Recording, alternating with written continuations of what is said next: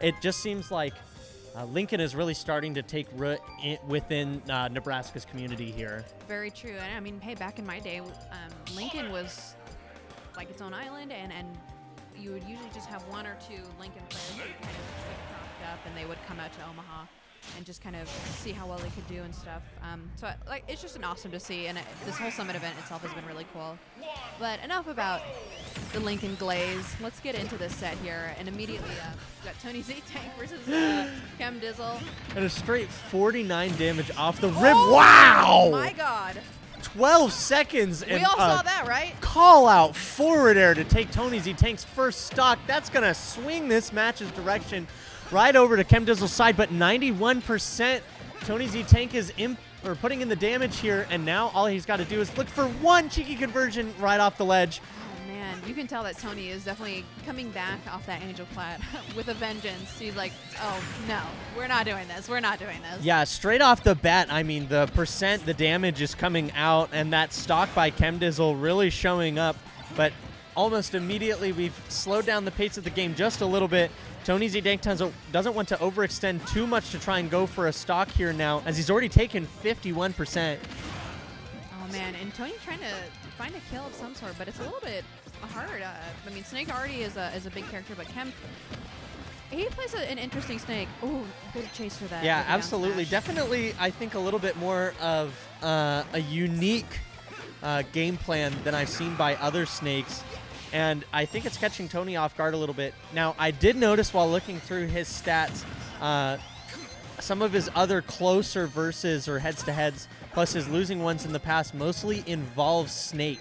So it'll be interesting to see if Kemdizzle can join amongst the ranks of Snakes that can give TonyZTank quite a bit of a problem. Yeah, very true. Like I said, there's no shortage of Snakes here in the Midwest. We've got quite a few, both in Nebraska and in Iowa too. TonyZTank played, HDK Welfare Pickles. Coming into Kemdizzle, I don't know that these two have actually played before. It might have been kind of a bit back if they have, because I know Kemdizzle has only started becoming kind of active again recently, and Tony's kind of the same way. He has periods of inactivity into coming to one or two events here and there. Yep, so. he does seem to kind of come along to some of the bigger ones, and then occasionally likes to pop up into a few of the smaller events as well. But no matter what, he'll always come and give us a show with Sonic, proving just how powerful this character can be. An unfortunate down air, sending the wrong way for Kemdizzle here. And Kem, like I said, he plays kind of an interesting Snake. It's normally Snake players, they're a little bit more mobile, but I find that, wow, is that a double kill? Wow, yeah. Okay. Super even game so far. But as I was saying, Kem, he kind of plays, he likes to set up shop right at the corner. And it's funny because Tony, he likes to go from corner to corner. So it's very disruptive to his gameplay because he's approaching all from one side over and over, and Kem is just kind of like, this is my corner for the next few minutes. I'm just gonna stay here, pull grenade, litter the field so that it's hard for you to use spin dash in, or at the very least that it's risky for you to try and spin dash in on the ground. Yeah, and Snake is one of those characters that is okay with taking a bit of percent, especially if it's gonna go back towards Tony here. Sonic, at least a midweight, but wow. What just happened? That was grenade. It was grenade? Yeah, Oh Kem was cooking a grenade in his hand. TonyZTank got a good up air there, and it seemed like Kemdizzle couldn't drop the grenade before it exploded in his hand. Wow. Unfortunate. That wasn't going to kill the up air, only at 89, but, I mean, send him up high enough, that grenade will do anything for you. Very true. And that, I was not expecting that set to end like that, because, I mean, Kem was doing a really good job of starting strong and then keeping it close as Tony inched back into the running for that game. So, yeah. Tony definitely slowed down the pace on that third stock, but it's interesting to see him kind of switch between those two game plans there. When he was looking for that kill against Kemdizzle right after getting hit by the forward air, he was running straight in for multiple different kill options. But once Kem established that, he could trade another 10-20% if you're not going to kill me, Tony's then really slowed down his game plan a little bit and took it a little more methodically, which helped him get towards the end there. Very true. Tony, giving Kemdizzle really any room to breathe the start of this new game here. A small battlefield. We've got the C4 on the plat there. That's always kind of a scary thing because when it's C4 is on plat, it covers that whole area below it too. Yeah, catching below the platform there can be very important, but I do wonder if it's going to catch it during spin dash. You know, actually, I wouldn't. It might. It very well might. It could. I think that would be something interesting to see at the very least, but doesn't quite get the up air. Good air dodge by Kem. Falling out of the 2 up airs, but the pressure by Tony is just relentless there. I mean, if it's not the 2 or 3 up airs plus the back air, it's going to be the up smash. And now he's kind of waiting here to see what Kemdizzle wants to do to take the stock. He's okay with just down airing out of the spin dash. Yeah, and Snake definitely at his strongest when he has the percent lead, but still no slouch when he's down a bit too. Obviously, he's got quite a lot of kill moves and just jumping over the get-up attack into the the fair that also spiked but still killed. Yeah, I didn't expect that to kill, no less for Kem to even go for that move there. That was flashy. Yeah, the only option that's going to be catching his get-up attack. But to be fair, we have seen quite a few of those come out from Tony with his last 2 sets, which Kemdizzle has been paying very close attention to. Oh yeah, I mean, I saw Kem earlier studying up for his set versus Ibex, so there's no doubt in my mind that he was studying up for his set versus Tony here. Yeah, Kem's a studier. Kem is definitely one to take what his opponent thinks about his game plan into effect, and is one to definitely run around, which is most certainly important for Sonic, because of course you're going to have a very hard time establishing your own game plan against a character who really can just say, okay, I'm going to go do this now, and you're going to say, okay. Yeah, very true. And Kem at a bit of a percent deficit right now. Tony just doing his usual spin dashing from one side to the other. Kem making good use of the B reverses to keep the movement tricky and hard for Tony to hit him. That's one thing about Snake is that he's not particularly fast, and especially when he is in the grenade stance too, he really has limited mobility options, or just options in general. So being able to be tricky with your movement still, having access to a B reverse like that is really, really powerful in this kind of matchup. And I really like these air dodges too, even though he's air dodging really early off of, oh my gosh. Wow, what a call out by Kem again. I mean, maybe that's, once again, watching out for TonyZTank's options, but catching the spot dodge on ledge to take the spot with down smash is definitely one way to get it out on Tony. Yeah, Kem is really proficient with the down smash accuracy. I don't actually see Snakes go for down smash probably as much as I do Kemdizzle. So, you know, some people, they just have a move that they really like, and they kind of hone it, even if it's not maybe the most practical. Yeah, so kind of their thing that they want to do. Thing, yeah. And Kemdizzle is definitely not one to be afraid of throwing that down smash out. Maybe not the strongest smash attack, but its frame data definitely shows its power, especially in a matchup like this. It's like that one quote, I fear not the man who has practiced 10,000 punches, but the man who has practiced one punch 10,000 times.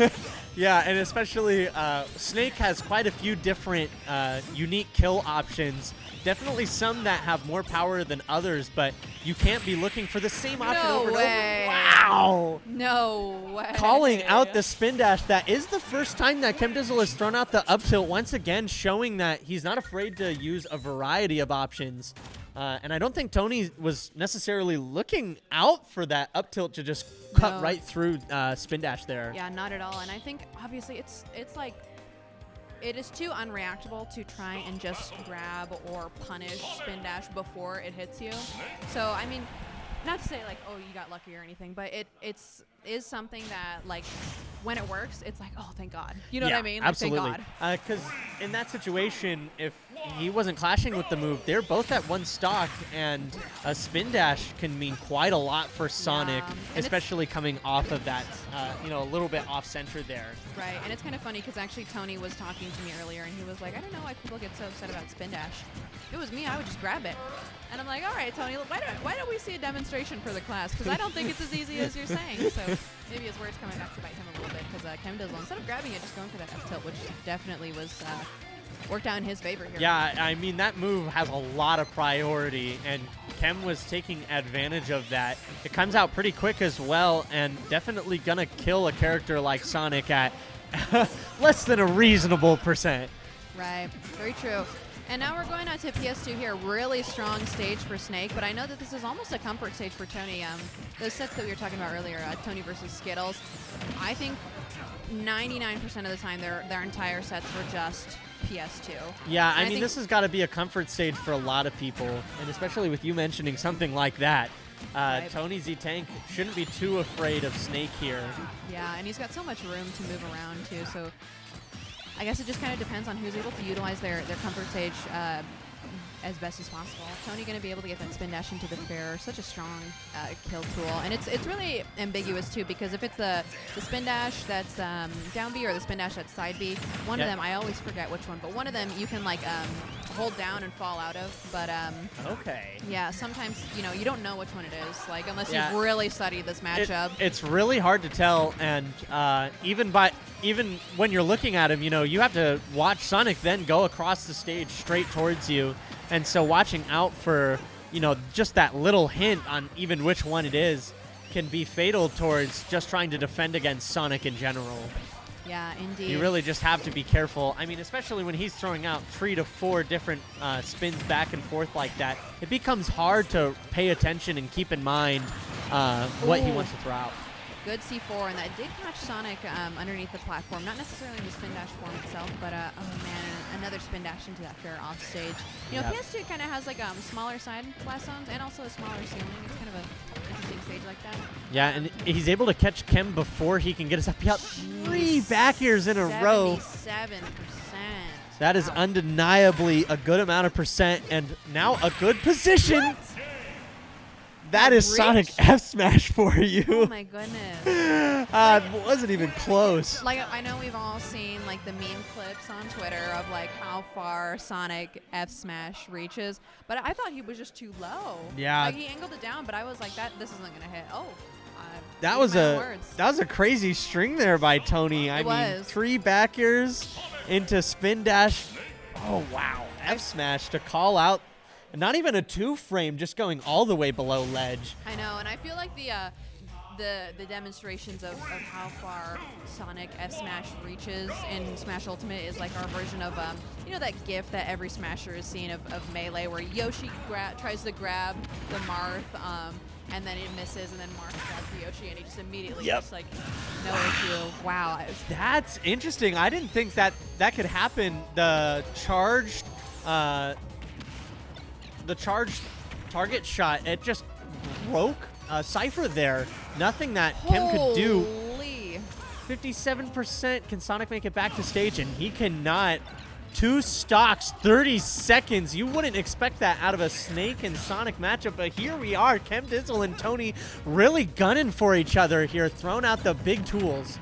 Yeah, seriously. I looked away for 2 seconds, and Kemdizzle's lost his stock. Oh my goodness, so scary trying to air dodge back to stage after what we just saw that last game. Wow, and potentially, both of them are thrown out their big cojones move. That's the 3rd F Smash on ledge that Kem's thrown out throughout these last 2 games, and the 2nd F Smash for Tony.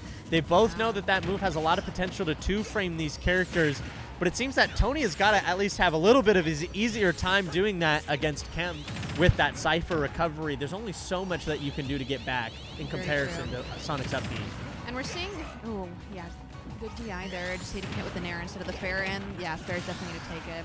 I was going to say, though, I'm seeing Kem go for a lot of air dodge reads, which I think, like, he has it right, but just, like, barely misspacing it, or Tony air dodging in a different way rather than using air dodge. Yeah, kind of mixing up his DI on each of those, but that combo is going to be consistently hitting Kem off the side. I mean, that spin dash into fair or bear is really just racking up percent on Kem in these last 2 games. Oh, okay. Hey, if it doesn't work first time, try again. Yep. I kind of just calling him out there. He says, you don't know what to hit me out of shield with, but I know exactly what to hit you out of shield with. Just a 2nd up air. Ooh, if one doesn't work. 130%. There goes the side B fair. It's not quite going to kill Kem, and he's going to use the wave bounce grenade. Oh, yeah, that down smash is going to do it. All of Sonic's smash attacks at ledge are so scary. Because it's like if you jump, or if you neutral get up smash, if you air dodge to ledge, down smash, if you air dodge to ledge, F smash. Yeah. And they're all relatively fast. I mean, he's able to just throw that out on almost reaction there. he at least had some knowledge that Kemdizzle was not in a good spot to get back.